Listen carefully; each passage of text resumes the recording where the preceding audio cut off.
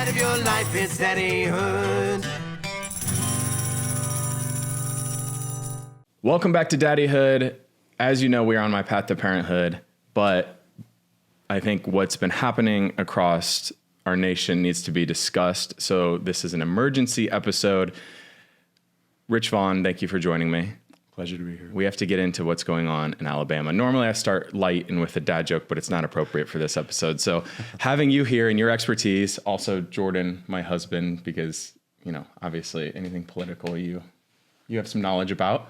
I want to first just discuss the state of Alabama and the IVF clinics there. What's going on right now? Right. So last week, the Alabama Supreme Court ruled in a case called LePage versus the Mobile Infirmary Clinic. This is a clinic that was conducting IVF. They had some frozen embryos in storage, like almost all IVF clinics do. Apparently, there was some other patient that got loose, got into the cryotank, and dropped and destroyed some embryos. So the patients whose embryos were lost sued. And among the number of other causes of action that they proposed, one was, this was a wrongful death action. So at the trial level and the lower appellate level, the court said these embryos do not qualify for a wrongful death claim. Embryos are not children. This got appealed to the Alabama Supreme Court, and the Alabama Supreme Court said, yes, embryos are children.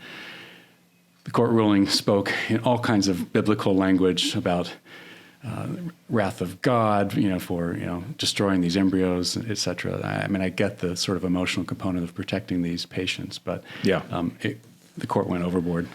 I mean, I have it written right here in quotations. So it says, even before birth, all beings have the image of God in their lives and cannot be destroyed without facing his glory. I'm a man of faith, but I still understand the separation of church and state and also the appreciation for other people's faith. Yeah. It's not all the same, and it's not a one size fit all, and it is a personal relationship that you have with your faith. Couldn't agree more. I mean, this judge belongs in church, not in a courtroom. Right. So I think more so than anything, how did this happen? How did we get here? Because there have been cases before where people have tried to sue and it's been shut down. What changed? So there are a couple of different legal fronts on which this challenge has been growing.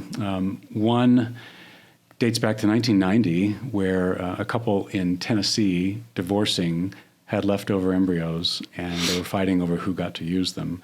And the Supreme Court of Tennessee at that time, this is Davis versus Davis, said that embryos are not people, that they are a special type of property. They're not property like a house or a car, but they're not children, but they're special property. They're entitled to some special considerations. And basically the person who didn't want to become a parent was not forced to become a parent. So that was the first ruling in this area where there was even some light discussion about whether an embryo was a person. A number of other cases like that have transpired over the last 30 years since then. But all of them have resulted in a ruling that said embryos are not people. Yeah. So that's one front. The other front is the anti-abortion front, where this group is looking to continually cut back on, when people could or could not, engage in any sort of abortion procedure, including, that life begins at conception. And there's been a number of challenges to this issue. There's even one in Australia where there was a court ruling on when life began, and they actually listened to the doctors, they listened to the lawyers, and they decided that life could not begin until at least the embryo was implanted. Yeah. Just the idea of having to come up with a ruling on when conception begins. Totally. So it's been going on for a while. There are a number of other personhood bills that have failed over the last 15 years or so until now. So with all of that information, like Jordan and I have 3 embryos. Right now in our current plan to expand our family, we want 2. But we know like the risks that go into transfers and just like statistically speaking how hard it is to have kids via IVF. In our case, what would that mean for that 3rd embryo? Like what do we do with it, or can we do with it if we were in Alabama? Well, let's be clear. Right now, the ruling is restricted to just Alabama law and Alabama's interpretation of its wrongful death statute and its constitution.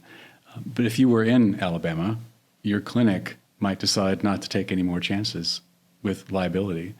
They might close down. There are several already that have said that they're no longer performing any procedures. Wow. At the moment. Until they get clarity, or until they get some clarity. The interesting thing about this ruling, sort of the inconsistency of the ruling, is that it's referring to embryos as children, but then seems to be blessing cryopreservation. Like, as far as I know, we don't freeze children. Right.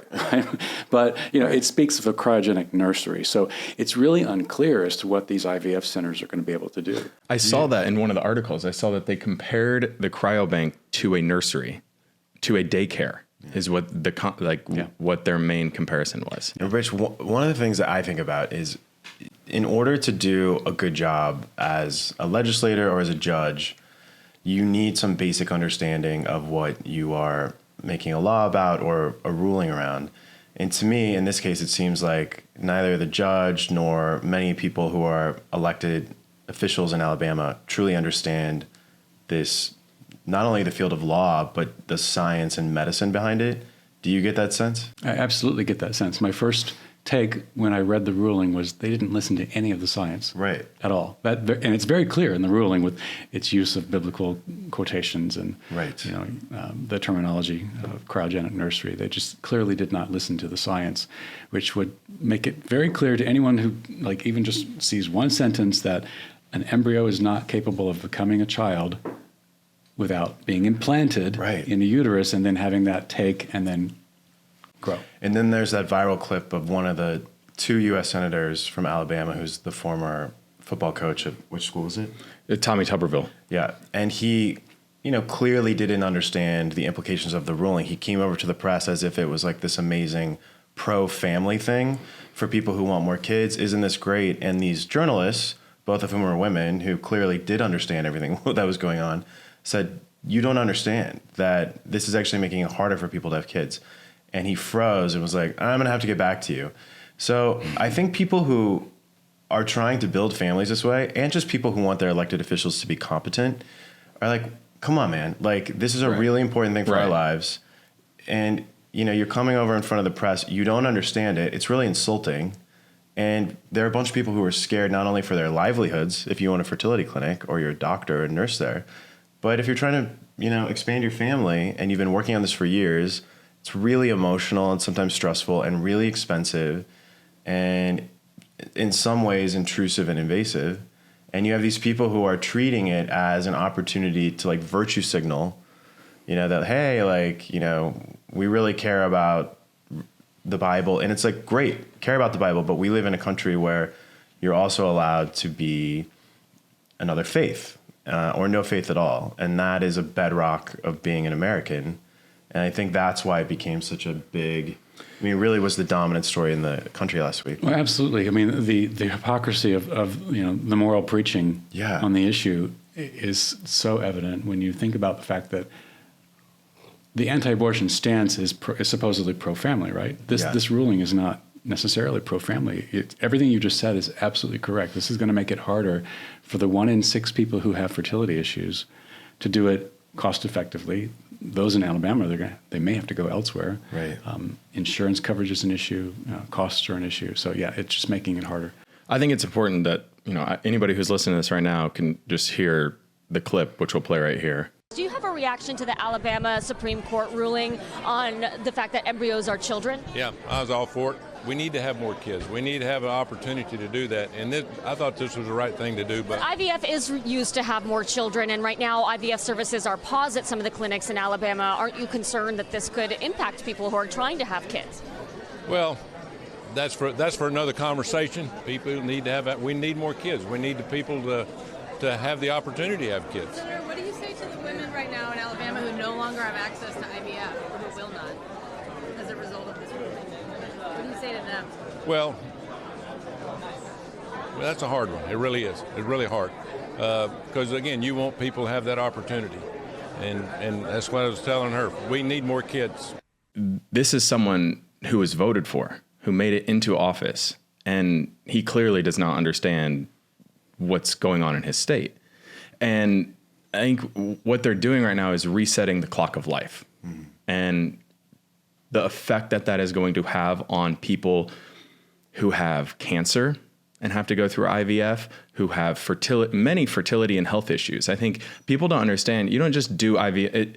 IVF and creating families through embryos is not just for the LGBTQ plus community, which I think, I don't know, in my opinion, is sort of what this was like. You know, it's a big sticking point for a lot of people who are creating families. I know I've already received weird comments in our mind of like, you know, your kid needs a mother, all that, just misinformation that's out there. Mm-hmm.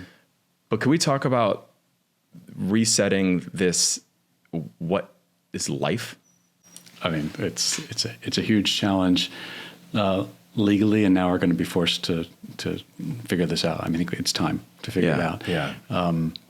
There's definitely science involved, and we need to pay attention to that. We need to heed that, or else we're going to be destroying a lot of people's ability to become parents.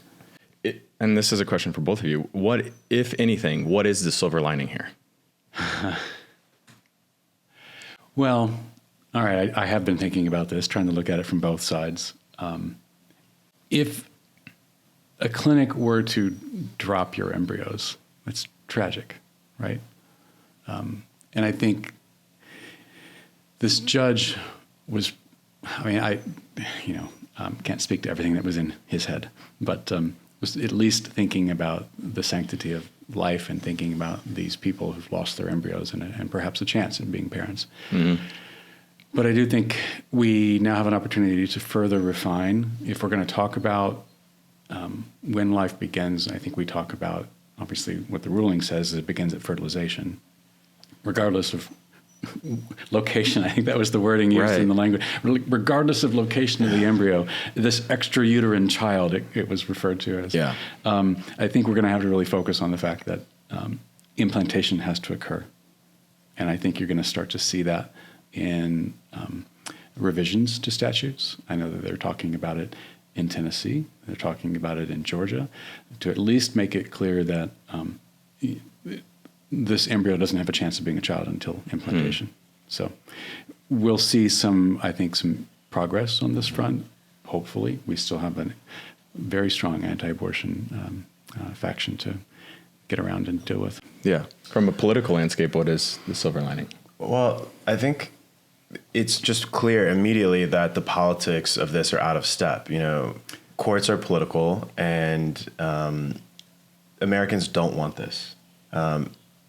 We don't have huge supermajorities for almost anything in the country of people that agree on something, and this is a massive, nearly universally supported to build families through IVF. Even over 70% of Republicans support IVF. So I think you saw, whatever you think about President Trump, he understands the media cycle, and he understands what his base wants.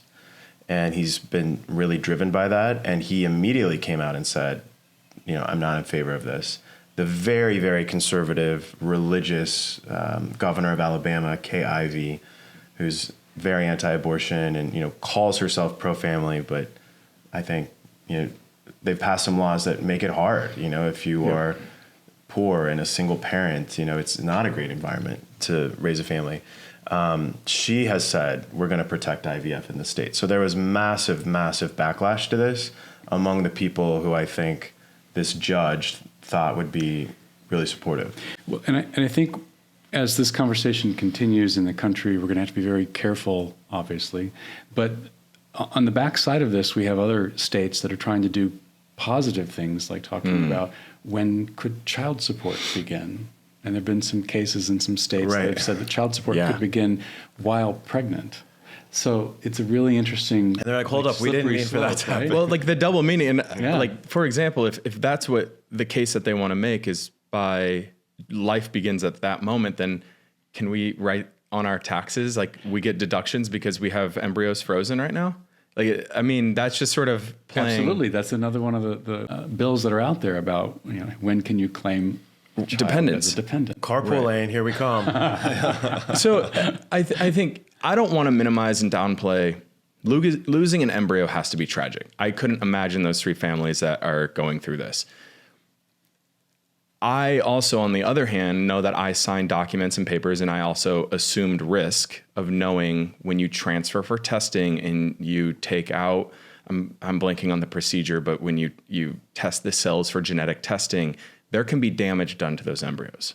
I know that, Jordan knows that. It was laid out in front of us when we first signed up to do this, and we know the percentage. And look, we had 22 eggs and we had 3 embryos. That wasn't ideal. It wasn't what we wanted. Well, we had more embryos, but then by the time we had 3 that genetically tested and they grow right. and that kind of thing. So we had to your 3 point, that there's were risk at every level, Totally. every step of the way. Yeah. I think what we may have to end up deciding is whether this is a wrongful death action, which I don't think it should be, or if it's just some other type of negligence. And if there's negligence, then pursue the negligence claim. Yeah. Right. But let's not make this about a wrongful death claim. So you think they have, I mean, in your opinion as a lawyer, if these were your clients, these 3, they're just filing this under the wrong category. Well, the approach with litigation is to file as many different causes of action as you think you have. Okay. Hoping for, they should be based in merit, of course, but you're hoping for one of those to stick, and then you pursue that, and then you try to settle or.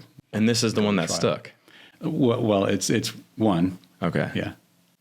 How it gets rejected and appealed all the way up to the Supreme Court, and then I'm just like, what's in it for this judge? What's in it for this court? That might be a question for you too. That's a great rhetorical question. Look, I don't have the answer. There's a part of the country, it's not a majority, who has spent the last 40 years single-mindedly obsessed with getting abortion rights chipped away and outlawed. And so when you stack courts with people who that's the litmus test, and Republican politicians for decades that has been the litmus test. Would you vote to strike down abortion? And with that, there are big majorities of the American people across demographics who support some level of abortion rights. So when you get all those judges in there, that's not the only thing they're thinking about, right? Most of them are also very conservative in their Christian faith. And so when other issues come before them, they are ruling with that lens. I think that's a fair way to say, like, that's why you're getting things. And they believe some things that are really outside of the mainstream, right? Like Sarah Palin thinking that the earth is only, I don't know, was it 5,000 years old or something, despite, science. So, and I don't mean to make light. Like, these people all have the right to their faith. That's what this country is. But so does everyone else who doesn't agree with them. Right.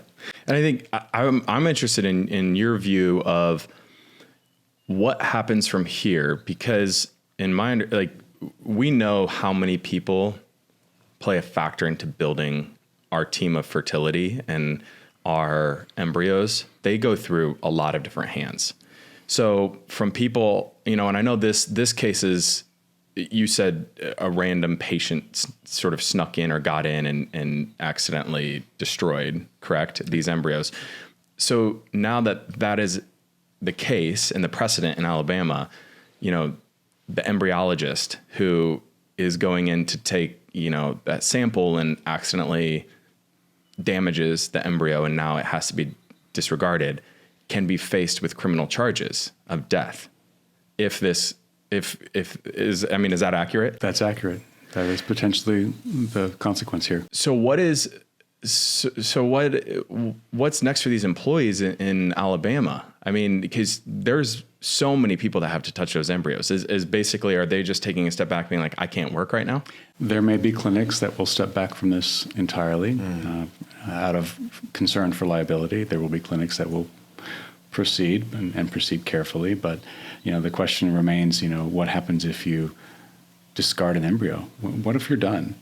Well, that's building like your family for us. Right? It's like if we decide that we only want, 2 kids, legally, I know we're in California and probably going to be more protected than other states.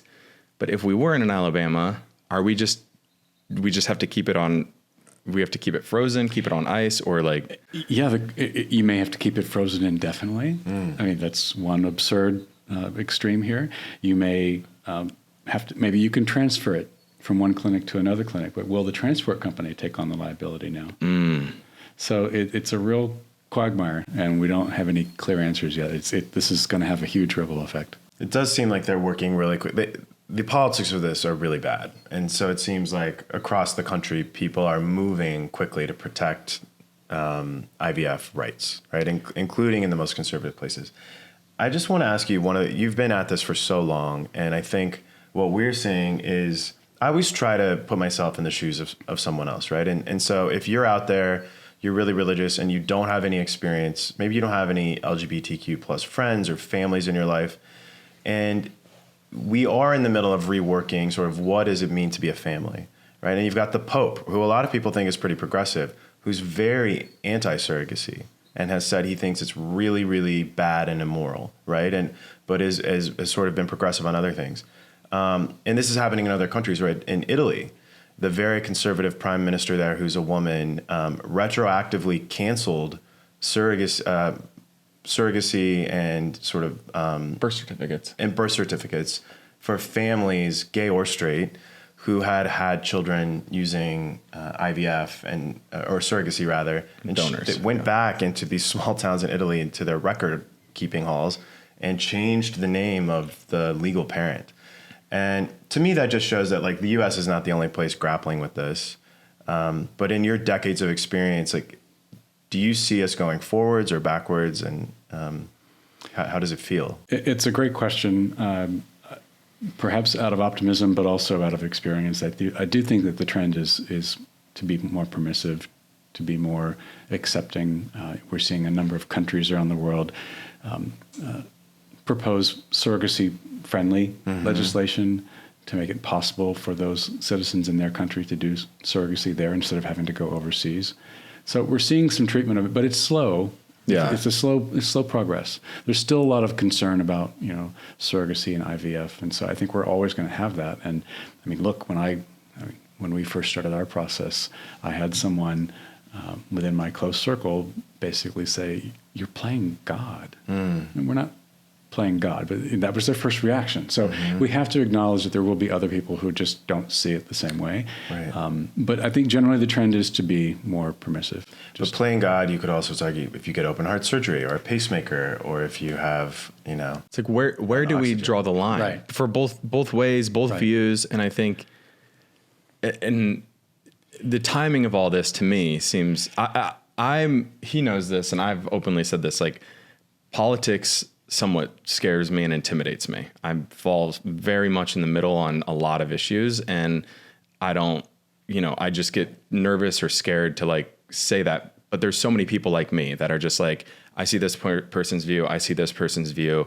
I want to be somewhere in the middle. How do I like have these conversations?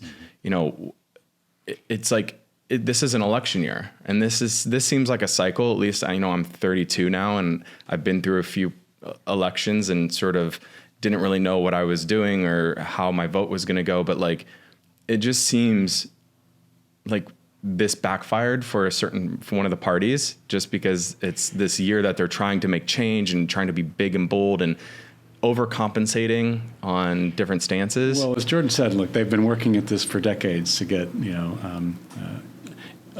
anti-abortion supporters in all offices of politics, courtrooms, et cetera, and this is the outcome.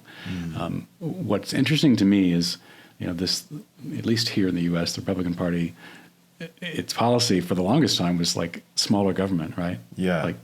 And now they're just in everybody's business, telling you what you can and can't do in your own personal life. And I think that's what we need to focus on too, because look, if we could all just leave each other alone, right, we'd be fine. Right. There's a huge shift, and it's happening here in other countries, as you mentioned, and I think that's what we keep forgetting to talk about. Yeah. We get so laser focused on this issue and each issue that's happening, and there's plenty of stuff to pay attention to, but the big picture is, where are we going with this? Why is the government in our personal lives?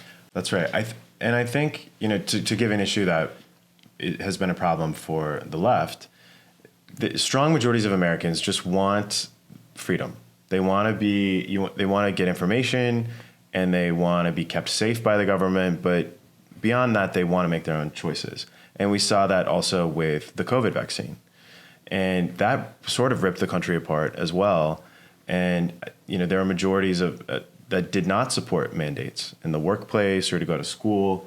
And so I think that's a similar, about as close as an analogy as we could get in the last few years of people just saying, make things safe, give us all the information, and beyond that, I want to decide for me and my family, and just, don't tell me what to do. Well, and as far as an issue that touches a lot of people, fertility, I mentioned earlier, 1 in 6 have fertility issues. Right. I don't know that you could say 1 in 6 have considered an abortion, right? This is an issue that could affect a lot more people, and so I think it's going to stay at the forefront of this conversation this year. I think a lot of people don't also understand the importance of IVF for people who sometimes are faced with severe illnesses, cancers, and these are children who sometimes are getting their eggs that have to harvest their eggs because they have to go through intense chemo and radiation to where they will no longer have that when they become adults. So the ripple effects of this ruling, while they weren't intended to harm these people, it will. It absolutely will. Yeah. It's just, I think a lot of people do understand that, as you said, most people when they hear what's going on. And, so what's next? What are we waiting on? What is for the ruling in for this ruling? Is there a way that it gets reversed and overturned, or what happens? Well, one potential option is if there is an appeal, it would be appealed to the U.S. Supreme Court. The last time the U.S. Supreme Court had the issue of personhood in front of it was an appeal from a Colorado case, the Rook's decision in 2018, and they declined to take it. And but that was the 2018 Supreme Court. Right. It's a very different Supreme Court now. I don't know what to expect. And Justice Coney Barrett, one of her huge things that we knew about her before she got on the court was her really strong feelings. Very strong. On how to make a family, basically. Yeah. So, but the issue is... What is that, by the way, as someone who's not super politically... Well, what do you think? She's, anti-abortion and pro-family. So it's not good for... She talked a lot about how, there are enough... It was a lot about adoption, right? And there should just be, there are enough families who want to adopt that we don't need abortion, which we know isn't true. Right. Yeah. The issue that would be appealed on, it's a very state-specific issue, so that they have enough grounds to deny the appeal. It's called denied cert or certiorari to the court, so they may not take it. So now, they may not take it, but it is getting appealed to now go to the I don't US. actually know the current status. There's a bit of time left to actually appeal. Okay. So the ruling just happened last week, so there's typically at least 30 days. And it seems like the Alabama legislature, if they pass a bill this week protecting IVF rights in the state and the governor signs it, the Supreme Court would likely just say, we're good, right? This issue has been handled by the legislation. Right. Yeah. So that's another way that this could go. This could also unfold on a federal level, too. Yeah. It's got a lot of people motivated now to talk about this, think through this. So there are potential federal bills that could actually address this nationwide. Address it and save it. Mm-hmm. Well, we're going to track this. Hopefully you can rejoin us again with maybe some good news Let's hope. At a later. But thank you for joining me for this emergency episode. I think it's important that people understand where we're at in our country, who holds office in our country, especially with this being an election year and being able to make choices on your own, whether you agree or disagree with it. I think just educating yourself and seeing and hearing from these people that represent your state and represent America is important these days. So it's my pleasure to be here. Hopefully we'll have better news next time. Yeah. Thank you for joining me, Rich. The ride of your life is daddyhood.